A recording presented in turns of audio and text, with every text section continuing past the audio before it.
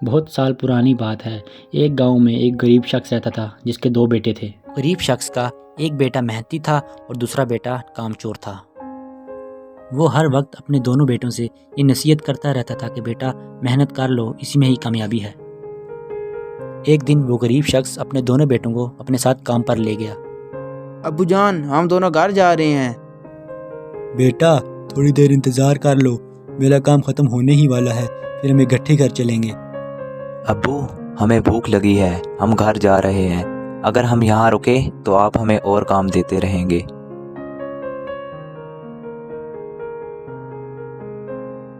या अल्लाह, इनको कोई सीधा रास्ता दिखा ताकि ये सही रास्ते पर चले। बेटा मैं बहुत बूढ़ा हो चुका हूँ और मुझसे कुछ काम भी नहीं होता। बेटा तुम बहुत बड़े हो चुके हो और अब तुम्हें खुद कमाना चाहिए। मैं चाहता हूँ कि तुम बाहर जाओ और कुछ कमा ये कर आप क्या लो। कह रहे हैं? अभी हम बहुत छोटे हैं, हमें काम करना नहीं आता और आप हमें काम करने का कह रहे हैं? हमसे कोई काम नहीं होता। अब्बू, आप बिल्कुल ठीक कह रहे हैं। अब हम बड़े हो चुके हैं, हमें मेहनत करनी चाहिए। मी, ये तू क्या बोल रहा है? पागल तो नहीं हो गया तू? अब्बू, आप इसकी बात का ध्यान ना दीजिए, हम कल काम पर ज़रूर जाएंगे। ठीक है बेटा, कल मैं तुम दोनों को हजार रुपये दूंगा और एक महीने बाद तुमने मुझे वो पैसे डबल कर लौटाने हैं। वो दोनों काम के लिए तैयार हो जाते हैं। बेटा तुम दोनों पहली बार बाहर जा रहे हो, किसी से फालतू बात मत करना और ना किसी से बहस करना। वो दोनों भाई फिर हजार रुपये लेकर चले जाते हैं। या अल्लाह, मेरे इन दोनों बेटों की मदद करना, इन्हें सही रास्ता दिखाना और इन्हें अपनी मंजिल पर पहुंचाना। फिर वो दोनों चलते चलते थक जाते हैं।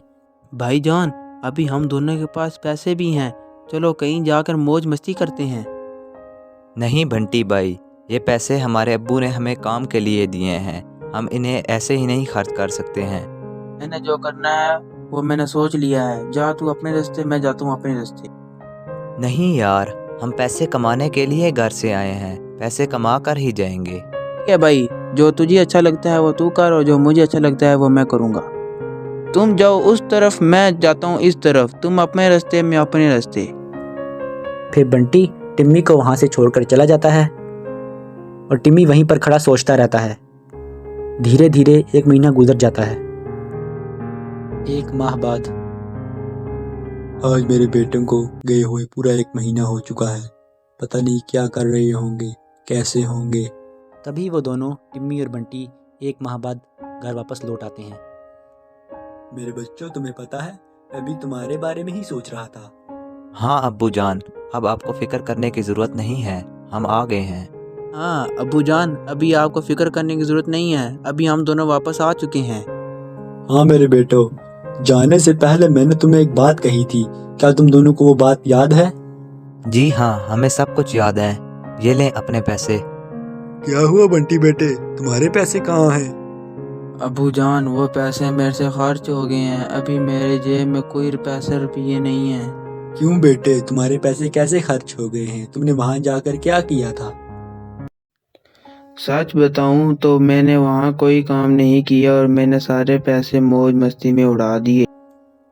और टिम्मी बेटा, तुमने क्या किया था वहां जाकर? अब्बू जी, मैंने वहाँ जाकर बहुत मेहनत की और बहुत पैसे कमाए और बहुत तकलीफ़ें बर्दाश्त की।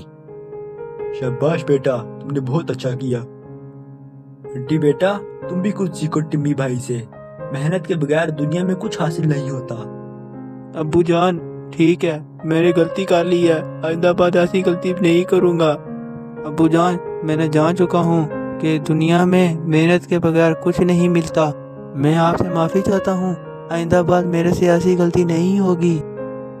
जी बेटा, मुझे बहुत खुशी हुई कि तुम्हें अपनी गलती का एहसास हुआ और तुम बिल्कुल ठीक कह रहे हो। मेहनत के बगैर इस दुनिया में कुछ हासिल नहीं और मेहनत करने वाले को हमेशा उसका फल जरूर मिलता है।